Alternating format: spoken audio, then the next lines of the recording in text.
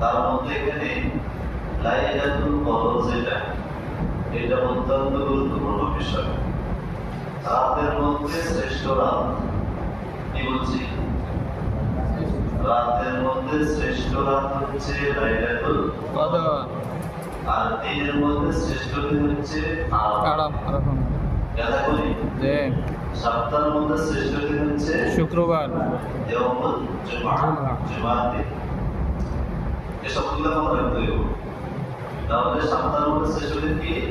জুমার দিন। দিনের মধ্যে শ্রেষ্ঠ দিন কি? রাতের মধ্যে শ্রেষ্ঠ রাত কি? লাইলাতুল কদর।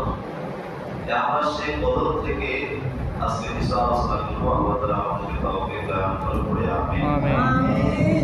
এই সূরার মধ্যে আয়াত সংখ্যা হচ্ছে 5, রুকু হচ্ছে 1। সূরাটির নাম হলো, এই সূরার প্রথম আয়াত, দ্বিতীয় আয়াত এবং তৃতীয় আয়াত।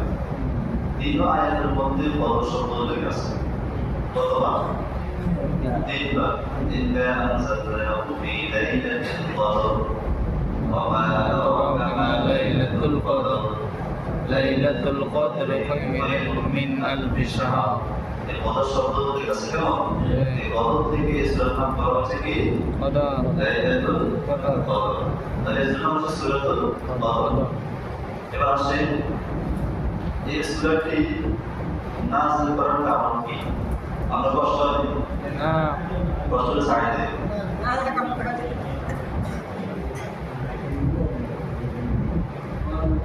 লাইলাতুল কদরে জায়গা থাম থাকে, পুরা পায় আন্দোলন করে পায়, আন্দোলন করে ছাড়ি দেই।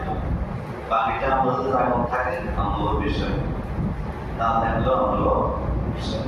তবে আমরা একটু আন্দোলন ধরে রাখার চেষ্টা করি, 5 মিনিট হোক 10 মিনিট হোক ধরে রাখুন। দেখেন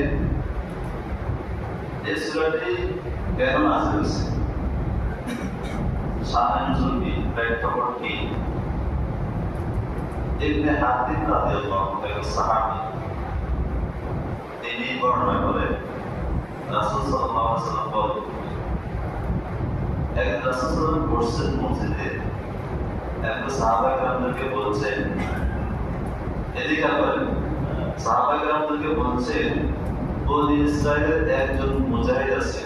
মুজাহিদ কাকে বলেছিলেন? জিহাদ করে, যুদ্ধ করেছেন। একজন মুজাহিদ আছিল, সে সকালবেলা কোলাহল বাইরে হতো যুদ্ধ করে, আবার সন্ধ্যাবেলা